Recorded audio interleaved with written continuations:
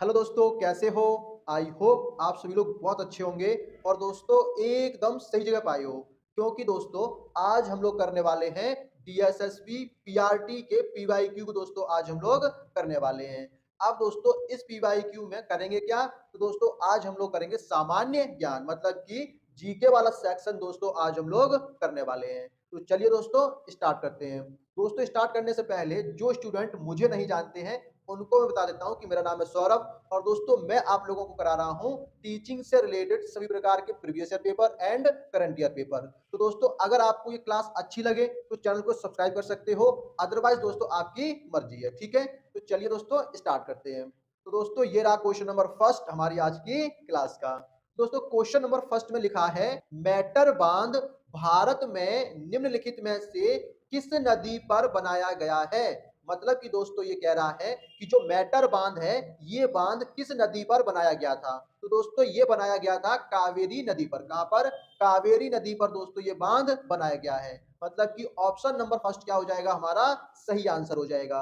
अब दोस्तों second option में देखोगे तो लिखा है गोदावरी नदी।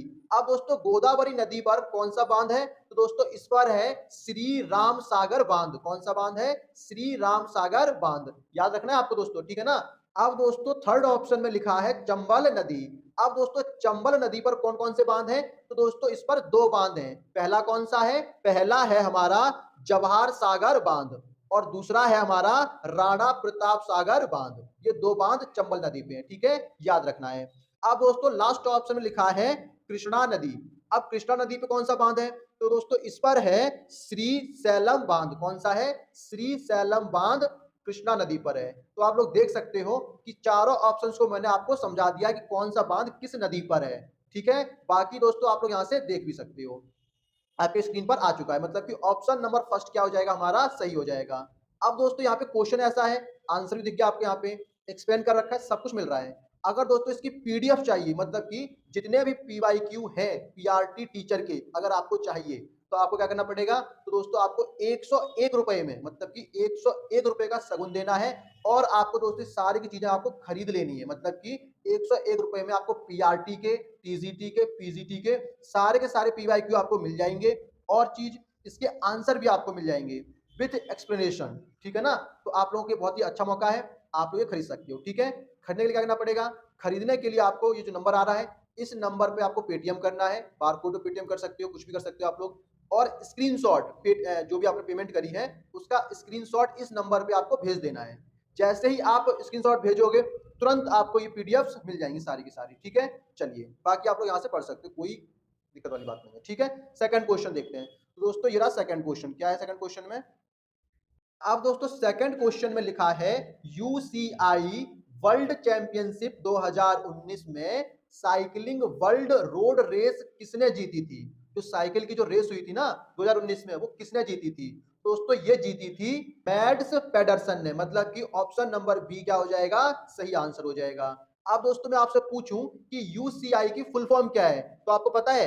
अगर आपको पता है तो कमेंट बॉक्स में लिखो कि यूसीआई की फुल फॉर्म क्या है। ठीक है, चलिए अगला क्वेश्चन देखते हैं। आसान क्वेश्चन था, करंट ईयर से पूछा गया था। ठीक है, अच्छा अब नेक्स्ट क्वेश्चन में क्या है? एक सेकेंड।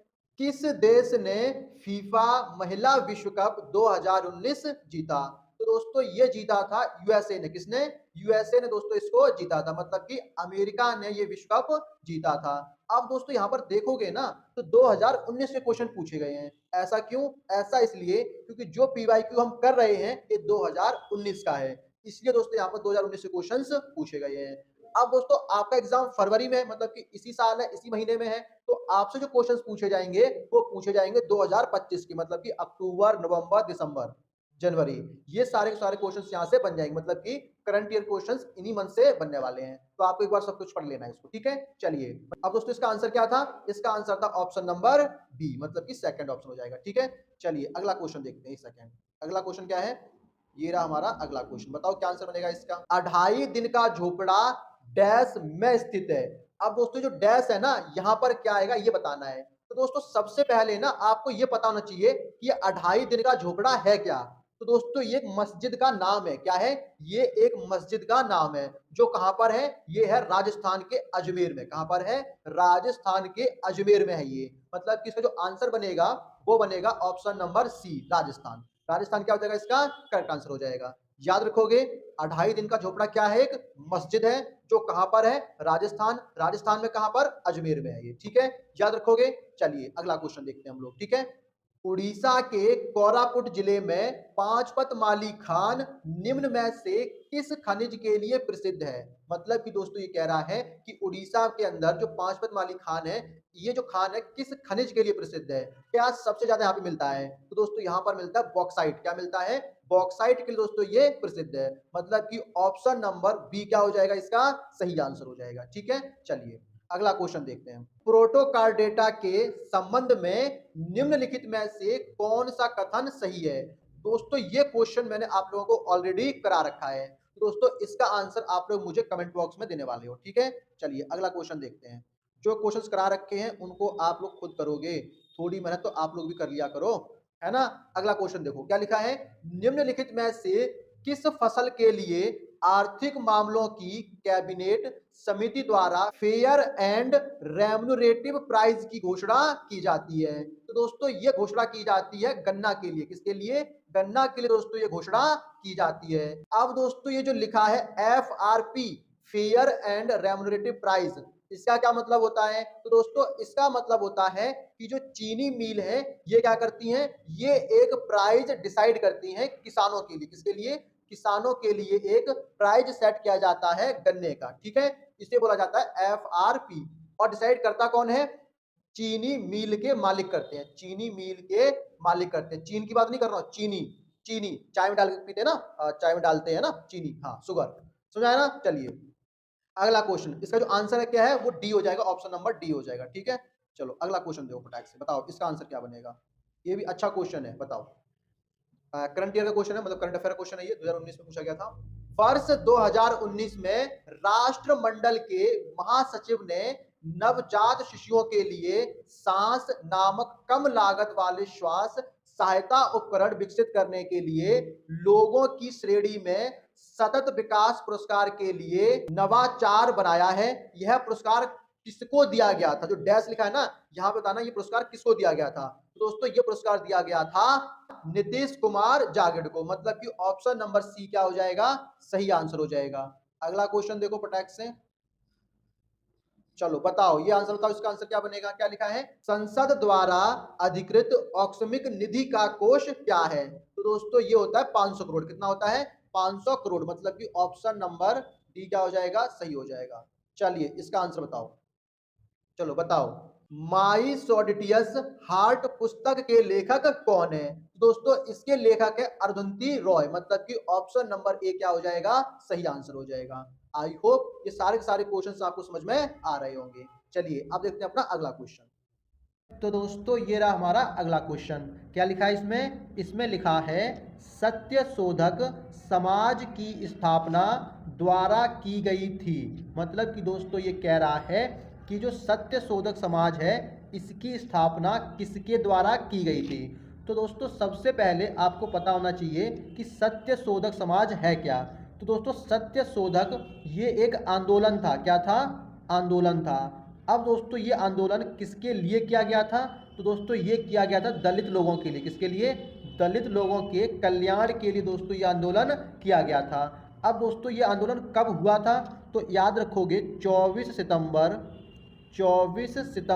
1873 को हुआ था। कब हुआ था? 24 सितंबर 1873 को यह आंदोलन हुआ था। अब दोस्तों इस आंदोलन की स्थापना किसने की थी? तो ज्योतिराव फुले। ये नाम आप लोग याद रखोगे। क्या है? ज्योतिराव फुले। अब चेक करो किस ऑप्शन में दे रखा है। तो दे रखा है ऑप्शन नंबर डी। मतलब कि ज्योतिराव फुले क्या हो जाएगा इसका करेक्ट आंसर हो जाएगा। ठीक है, समझ आ गया? कोई दिक्कत? चलिए अगला क्वेश्चन देखते हैं। तो दोस्तों ये रहा हमारा अगला क्वेश्चन। बताओ क्या आंसर बनेगा।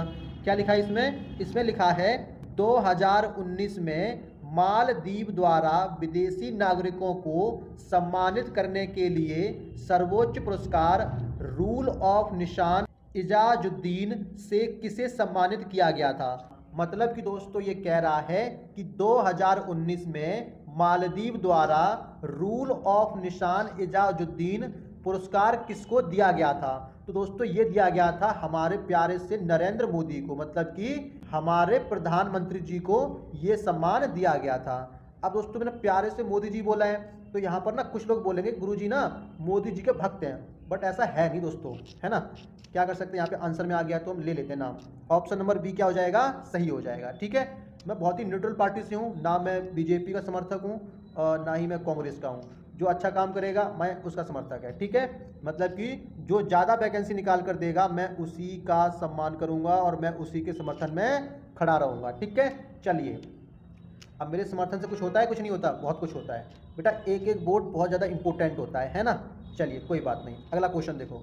तो क्या लिखा है, लिखा है वन की मिट्टी के संदर्भ में कौन सा कथन गलत है। मतलब कि दोस्तों ये कह रहा है कि जो वन की मिट्टी होती है उस मिट्टी के अकॉर्डिंग इनमें से कौन सा कथन गलत है। तो दोस्तों फर्स्ट ऑप्शन में लिखा है ये मिट्टी पहाड़ी तथा पर्वतीय क्षेत्रों में पाई जाती है जहां पर्याप्त वर्षा वाले वन उपलब्ध हैं। कह रहा है कि जो वन की मिट्टी होती है ना वो पहाड़ी वाले इलाकों में पाई जाती है। बताओ ये बात सही है या फिर गलत है।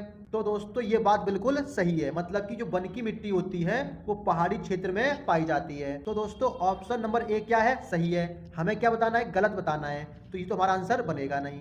अब बी ऑप्शन देखो क्या लिखा है, वे घाटी के किनारों में चिकनी तथा गाद भरी होती हैं तथा ऊपरी ढलानों में दानेदार होती है। ये बात बिल्कुल सही है। अगर मिट्टी को देखोगे तो साइड में कैसी होती है, घाटी किनारे चिकनी होती है। कैसी होती है, चिकनी होती है। तो दोस्तों ये बात भी क्या बिल्कुल सही है, तो ये भी हमारा आंसर नहीं बनेगा। बाकी के ऑप्शंस देखते हैं हम लोग, एक सेकेंड, ये रहे हमारे बाकी के ऑप्शंस। चलो बताओ क्या आंसर बनेगा। हाँ देखो सी ऑप्शन में क्या लिखा है, मिट्टी की बनावट पहाड़ के वातावरण के अनुसार बदल जाती है जहां वे वितरित नहीं होती है। कह रहा है कि जो मिट्टी होती है वो पहाड़ के वातावरण के अनुसार बदल जाती है। तो ये बात भी क्या है, बिल्कुल सही है। अब दोस्तों हमारे पास बचा है सिर्फ लास्ट वाला, तो ये हमारा सही आंसर होना चाहिए। देखते हैं क्या लिखा है, हिमालय के बर्फ से ढके क्षेत्रों में ये मिट्टी गाद का अनुभव करती है तथा निम्न हिरामूस मात्रा के साथ क्षारीय होती है। अब दोस्तों मैं चीज क्लियर कर देता हूं कि जो वन की मिट्टी मिलती है ये मिलती है पहाड़ी इलाका में। कहां पर मिलती है, पहाड़ी इलाका में दोस्तों वन की मिट्टी मिलती है जहां पर अधिक वर्षा होती है। क्या होती है, अधिक वर्षा होती है। और दोस्तों जो पहाड़ होते हैं कैसे होते हैं, ढलान वाले होते हैं। कैसे होते हैं, ढलान वाले होते हैं, जहां पर अधिक वर्षा होती है और वन बहुत घने घने होते हैं। ठीक है, अच्छा अब दोस्तों यहाँ पे हिमालय की बात करी है ना। और यहाँ पर देखोगे, और दोस्तों यहाँ पर देखोगे तो लिखा है मिट्टी गाद। अब दोस्तों हिमालय क्या बहुत बड़ा है ना, ये तो ऊंचा हिमालय है। यहाँ पर दोस्तों गाद होगा, गाद होगा क्या, नहीं होगा भाई, वन होना चाहिए। क्या होना चाहिए, वन होना चाहिए, है ना। यहाँ वन की बात नहीं है, तो ये क्या हो जाएगा, हमारा गलत हो जाएगा। मतलब कि यही ऑप्शन क्या है, हमारा सही आंसर है। आई होप आपको समझ में आया होगा। अब दोस्तों इन्फॉर्मेशन मैं आपको दे देता हूँ। अगर दोस्तों आपको DSSB के PYQ चाहिए तो आपको क्या करना पड़ेगा, मैंने आपको पहले ही बता दिया है कि DSSB के PYQ लेने के लिए आपको क्या करना पड़ेगा, इस नंबर पर 9069493356 इस नंबर पर आपको पेटीएम करना है। क्या करना है, पेटीएम करना है, मतलब कि 101 रुपये का सगुन देना है, 101 रुपये का। पेटीएम करते ही आप क्या करोगे, स्क्रीनशॉट लोगे और इसी नंबर पर आप व्हाट्सअप भी कर दोगे स्क्रीनशॉट का। जैसे ही आप स्क्रीनशॉट भेजोगे आपको DSSB के PYQ आपको दे दिए जाएंगे। अब दोस्तों यहाँ पे प्लस पॉइंट क्या है, प्लस पॉइंट यहाँ पर ये है कि जो आपको PYQ मिलेंगे ना उसका आंसर भी उसी के नीचे मिलेगा। मतलब कि जैसे क्वेश्चन है ये ABCD, ये 4 ऑप्शन होंगे। अब इसका जो आंसर मिलेगा ना आपको ऐसे टिक हुआ नहीं मिलेगा। क्यों नहीं मिलेगा, क्योंकि आप इसे सॉल्व भी कर सकते हो। तो आंसर मिलेगा कैसे, आंसर इसका मिलेगा, एक बॉक्स बना होगा इसी के नीचे, वहां पर इसका आंसर लिखा होगा और उसको एक्सप्लेन भी कर रखा होगा। तो इससे प्लस पॉइंट क्या है कि इससे तो आपका प्रैक्टिस हो जाएगी, आपको पता चल जाएगा कि आपको इस क्वेश्चन का आंसर आता है या फिर नहीं आता है। बाकी दोस्तों आप डिटेल में भी पढ़ सकते हो, यहाँ पर मैं दिखा देता हूँ कैसे होगा। एक सेकेंड, यहाँ पे देख सकते हो इस प्रकार का होगा, आपको दिखाई दे रहा है, इस प्रकार का आपको क्वेश्चन मिलेगा, इसी प्रकार का आपको आंसर मिलेगा। ठीक है, आई होप आप लोग इसे बाय करोगे। PRT के भी रहेंगे, PRT रहेगा, TGT रहेगा, PGT रहेगा, MTS के रहेंगे। मतलब कि ये 4 PYQ, मतलब कि 4 PYQ आपको मिलेंगे। 4 का मतलब ये है कि 4 टाइप के PRT, TGT, MTS, PGT जितने भी एग्जाम हुए हैं DSSB के सारे मतलब कि ऑल एग्जाम मिलेंगे, ऑल एग्जाम्स मिलेंगे, ऑल एग्जाम्स। पीआरटी के जितने भी एग्जाम हुए ना अभी तक, सारे के सारे एग्जाम की पीडीएफ मिलेगी। इसी प्रकार टीजीटी की भी मिल जाएगी, पीजीटी की भी मिल जाएगी, एमटीएस की भी, सबकी मिल जाएगी। ठीक है, आई होप आप समझ गए होंगे। चलिए अगला क्वेश्चन देखते हैं, है ना। तो दोस्तों ये रहा हमारा अगला क्वेश्चन, बताओ क्या आंसर बनेगा इसका। क्या लिखा है इसमें, इसमें लिखा है मैथेनोइक अम्ल में पाया जाता है। तो दोस्तों आपको बताना है कि क्या चीज पाई जाती है मैथेनोइक अम्ल में। तो दोस्तों मैथेनोइक अम्ल में पाया जाता है चींटी का डंक। क्या पाया जाता है, चींटी के डंक, मतलब कि ऑप्शन नंबर ए क्या हो जाएगा, सही आंसर हो जाएगा। अब दोस्तों टमाटर में कौन सा अम्ल पाया जाता है, टमाटर के अंदर। तो दोस्तों टमाटर में पाया जाता है मौलिक अम्ल। कौन सा अम्ल होता है, मौलिक अम्ल। आप लोग स्क्रीनशॉट ले सकते हो इसका, मौलिक अम्ल। और दोस्तों नींबू में कौन सा पाया जाता है, तो दोस्तों नींबू में पाया जाता है स्ट्रिक्ट अम्ल। कौन सा, देख लेता हूँ मैं यहाँ पे, एक सेकेंड इसको रफ करता हूँ। नींबू के अंदर जो पाया जाता है, अरे आजा यार, नींबू के अंदर जो पाया जाता है वो होता है स्ट्रिक अम्ल, ये अम्ल पाया जाता है स्ट्रिक्ट। और इमली के अंदर कौन सा पाया जाता है, इमली के अंदर पाया जाता है टॉर्ड्रिक अम्ल। कौन सा, लिख देता हूँ मैं ये भी, ठीक है। इमली के अंदर जो पाया जाता है वो लिख रहा हूँ मैं, टॉरिक अम्ल, टॉरिक अम्ल, ये अम्ल पाया जाता है। ठीक है, ये आप लोग याद रखोगे। और इसका आंसर क्या है, इसका आंसर था ऑप्शन नंबर ए। ठीक है, चलिए अगला देखते हैं। ये सब आपको याद रखना है दोस्तों, है ना। इसमें क्या है, ब्रिटेन में किस सरकार ने सर जॉन साइमन के अधीन एक वैधानिक आयोग का गठन किया। मतलब कि दोस्तों ये कह रहा है ब्रिटेन की किस सरकार ने वैधानिक आयोग का गठन किया था। तो दोस्तों उस सरकार का नाम है टोरी सरकार। क्या नाम है, टोरी सरकार। अब चेक करो किस ऑप्शन दे रखा है, ऑप्शन नंबर सी में लिखा है टोरी सरकार। अच्छा, साइमन कमीशन का गठन कब किया गया था, 1928 में। ये भी आप लोग याद रखोगे, 1928 में साइमन कमीशन का गठन किया गया था। चलिए अगला क्वेश्चन देखते हैं। समझ में आ रहा है ना, याद रखोगे, जो भी चीज़ें मैं एक्स्ट्रा बता रहा हूँ सारी की सारी चीज़ें आपको याद रखनी है। चलिए बताओ, लिखा है किस देश के संविधान से भारतीय संविधान ने संविधान के संशोधन के लिए प्रक्रिया का प्रावधान उधार लिया था। मतलब कि दोस्तों ये कह रहा है कि जो हमारा इंडियन कॉन्स्टिट्यूशन है, जो हमारा भारतीय संविधान है, इस संविधान में अमेंडमेंट वाली चीज़ कहाँ से ली थी हमने। तो दोस्तों ये हमने ली थी साउथ अफ्रीका से। मतलब कि दोस्तों ऑप्शन नंबर डी क्या हो जाएगा, हमारा सही आंसर हो जाएगा इस क्वेश्चन का। क्लियर है। चलिए अब मैं आपसे पूछूं कि यूएसए मतलब कि अमेरिका से क्या लिया था। तो दोस्तों अमेरिका से हमने लिया था मौलिक अधिकार। क्या लिया था, मौलिक अधिकार। और भी चीज़ें ली थी, लेकिन मौलिक अधिकार क्या हो जाएगा हमारे लिए इंपोर्टेंट हो जाएगा, एग्जाम में पूछ लिया जाता है कि मौलिक अधिकार हमने कहाँ से लिया था। तो हमने यूएसए मतलब कि अमेरिका से लिए हैं। अच्छा, जापान से क्या लिया है हमने। तो दोस्तों जापान से हमने लिया है पद, मतलब कि पोजीशन वाली चीज़ें कहाँ से ली हैं हमने, जापान से लिए हैं। अच्छा, ऑस्ट्रेलिया से क्या लिया था हमने। तो दोस्तों ऑस्ट्रेलिया से हमने लिया था केंद्र सरकार, समवर्ती सूची, विशेष अधिकार, संसद, ये सब हमने कहाँ से लिया, ऑस्ट्रेलिया से लिया है। याद रखोगे। चलिए अगला क्वेश्चन देखते हैं। ये रहा हमारा अगला क्वेश्चन, बताओ इसका आंसर बनेगा इसका। लिखा है का उपयोग करके ऊर्जा की अधिक हानि के बिना लंबी दूरी पर बिजली संचार किया जा सकता है। मतलब कि दोस्तों ये कह रहा है कि किस चीज का प्रयोग करना चाहिए जिससे ऊर्जा की ज़्यादा से ज़्यादा हानि ना हो। तो दोस्तों हमें यूज करना चाहिए एसी। क्या, एसी, एसी, एसी मतलब कि ऑप्शन नंबर बी। अब दोस्तों ये एसी है क्या, बहुत सारे बालकों को नहीं पता होगा कि एसी क्या होता है।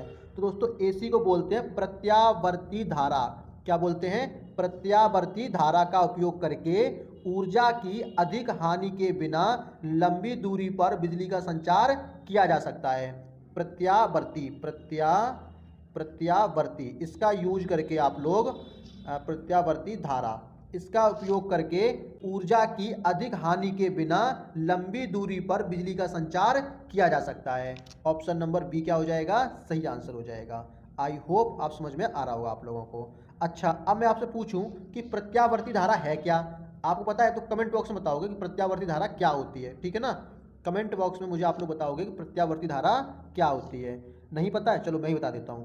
प्रत्यावर्ती धारा वह धारा है जो किसी विद्युत परिपथ में समय के साथ अपनी दिशा लगातार बदलती रहती है, मतलब कि डायरेक्शन को लगातार कंटिन्यूसली बदलती रहती है, उसे बोलते हैं प्रत्यावर्ती धारा। आई होप आप लोग इसे याद रखोगे। ठीक है, चलिए अगला क्वेश्चन देखते हैं। ये रहा हमारा अगला क्वेश्चन। बताओ क्या लिखा है इसमें, थोड़ा जूम कर देता हूं मैं, दिख गया होगा। चलिए बताओ। कह रहा है राष्ट्रपति का चुनाव निर्वाचक मंडल के सदस्यों द्वारा किया जाता है, जिसमें शामिल होता है, क्या चीज शामिल होती है, ये आपको बताना है। राष्ट्रपति का जो चुनाव होता है उसमें क्या क्या शामिल होता है। तो फर्स्ट में लिखा है संसद के, एक सेकेंड, संसद के दोनों सदनों के चुने गए सदस्य होते हैं, बिल्कुल सही बात बोली जा रही है। फर्स्ट सही है हमारा, बिल्कुल सही है। सेकंड में लिखा है राज्य की विधानसभा के निर्वाचित सदस्य, ये बिल्कुल सही है, सेकंड बात ही बिल्कुल सही है। राष्ट्रपति का जो चुनाव होता है उसमें दोनों संसद के लोग भी होते हैं और राज्य की विधानसभा के लोग भी होते हैं इसके अंदर, मतलब कि ये दोनों क्या है हमारे, सही है, ये दोनों लोग होते हैं। आगे देखते हैं हम लोग, आगे देखते हैं। देखो यहाँ क्या लिखा है, कह रहा है दिल्ली और पुडुचेरी की यूनियन टेरिटरीज की विधानसभाओं के निर्वाचित सदस्य, ये बात बिल्कुल सही है। दिल्ली के भी और पुडुचेरी, ये क्या है, यूनियन टेरिटरी स्टेट है ना, तो यहाँ के लोग भी आते हैं, मतलब कि यहाँ के विधानसभा के सदस्य भी सम्मिलित होते हैं। तो दोस्तों फर्स्ट भी हमारा सही था, सेकेंड भी सही है और थर्ड भी क्या है, सही है। अब हम देखते हैं लास्ट वाला। लास्ट में लिखा है संसद के दोनों सदनों के मनोनीत सदस्य, nominated member of both house of parliament, कह रहा है कि जो नॉमिनेट हुए थे ना पार्लियामेंट में वो भी सम्मिलित होंगे, ये नहीं होता है, ये नहीं होता है, मतलब कि फोर्थ क्या हो जाएगा हमारा, गलत हो जाएगा। चलो देखते हैं हमारा आंसर क्या बनेगा। तो ऑप्शन नंबर ए में फोर्थ लिखा है, ऐसे गलत हो गया। सी ऑप्शन में फोर्थ है, गलत हो गया। लास्ट ऑप्शन में फोर्थ है, गलत हो गया। तो हमारा जो आंसर बनेगा दोस्तों क्या बनेगा, ऑप्शन नंबर बी हमारा करेक्ट आंसर बनेगा। इसमें फर्स्ट, सेकेंड और थर्ड है। ठीक है, चलिए अगला देखते हैं अब हम। चलिए बताओ इसका आंसर बताओ क्या बनेगा। क्या लिखा है इसमें, इसमें लिखा है लाई हरोबा को मैं मनाया जाता है, मतलब कि दोस्तों ये कह रहा है कि लाई हरोबा को किस राज्य में मनाया जाता है। तो दोस्तों ये मनाया जाता है मणिपुर में, कहाँ पर, मणिपुर के अंदर दोस्तों इसे मनाया जाता है। तो दोस्तों ऑप्शन नंबर सी क्या हो जाएगा हमारा, सही आंसर हो जाएगा। ठीक है, चलिए अब दोस्तों फर्स्ट ऑप्शन में लिखा है मेघालय, यहाँ पर क्या मनाया जाता है। तो दोस्तों यहाँ पर मनाया जाता है, मैं लिख देता हूँ, ये मुझे पढ़ना नहीं आता है, तो आप लोग ना प्यार से ना पढ़ लेना, क्योंकि एग्जाम के लिए ना इम्पोर्टेंट है, इसलिए मैं इसको यहाँ पे लिख दिया मैंने। ये मनाया जाता है जो मैंने यहाँ पे लिखा है। अब दोस्तों सेकंड ऑप्शन में लिखा है मिजोरम, यहाँ पर क्या मनाया जाता है। तो यहाँ पर मनाया जाता है चाप चार चाप चार चाप चार कूट कूट महोत्सव, ये मनाया जाता है महोत्सव, याद रखोगे आप लोग, चाप चार। ठीक है, अच्छा सी मैंने पहले कर लिया। लास्ट में लिखा है नागालैंड, यहाँ पर क्या होता है, यहाँ पर मनाया जाता है हॉर्नबिल महोत्सव। हॉर्नबिल लिख दूं, लिख देता हूँ, एक सेकेंड, हॉर्नबिल महोत्सव। ठीक है, स्क्रीनशॉट ले लेना, मतलब कि स्क्रीनशॉट ले लेना। अब दोस्तों बच्चा हमारा लास्ट क्वेश्चन आज की क्लास का। चलिए बता दो, बताओ इसका आंसर क्या बनेगा, फटाफट बताओ। पल्लवों के अभिलेखों में सभा की चर्चा है जो एक की सभा थी, मतलब कि दोस्तों ये कह रहा है कि जो पल्लवों के अभिलेखक थे जिसमें सभा की चर्चा हुई थी वो क्या थी, क्या सभा थी। तो दोस्तों उस सभा का नाम है ब्राह्मण भूस्वामी। क्या है, ब्राह्मण भूस्वामी, मतलब कि ऑप्शन नंबर ए क्या हो जाएगा, सही आंसर हो जाएगा। याद रखोगे दोस्तों कि पल्लवों के अभिलेखों में सभा की जो चर्चा है वो क्या है, वो ब्राह्मण भूस्वामी की एक सभा थी। क्या थी, ब्राह्मण भूस्वामी की सभा थी, मतलब जमीन के मालिक की सभा थी, इसी को बोला जाता है पल्लवों के अभिलेख। ठीक है ना, तो ऑप्शन नंबर ए क्या हो जाएगा, सही आंसर हो जाएगा इस क्वेश्चन का। तो दोस्तों हम लोगों ने जीके वाले क्वेश्चंस कंप्लीट कर लिए हैं। आई होप आपको समझ में आया होगा।